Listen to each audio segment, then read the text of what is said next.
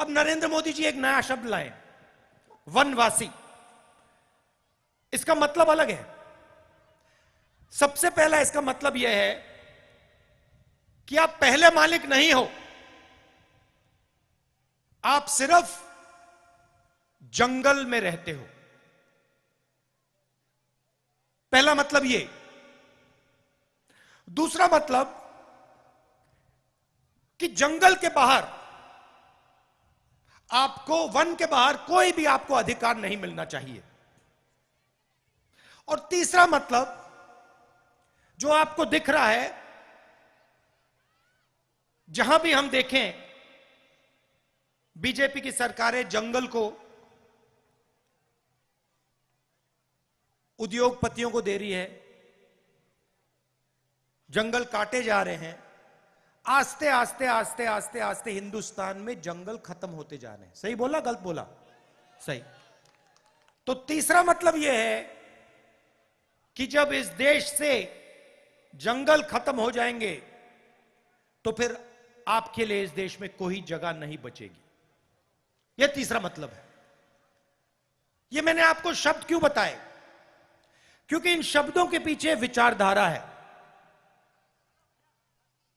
हम आदिवासी कहते हैं क्योंकि हम इस बात को मानते हैं कि आप हिंदुस्तान के असली और पहले मालिक हो।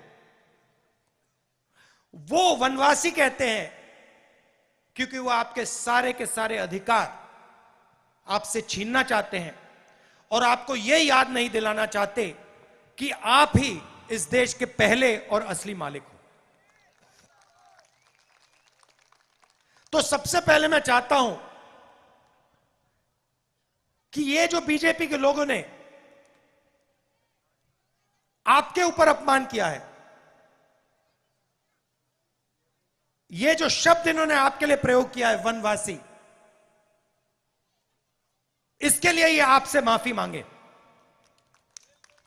हाथ जोड़ के हिंदुस्तान के आदिवासियों से ये माफी मांगे और उनसे कहें कि आप वनवासी नहीं हो, आप आदिवासी हो और आप हिंदुस्तान के पहले मालिक हो और हम आपको जो भी अधिकार चाहिए वो हम आपको देंगे।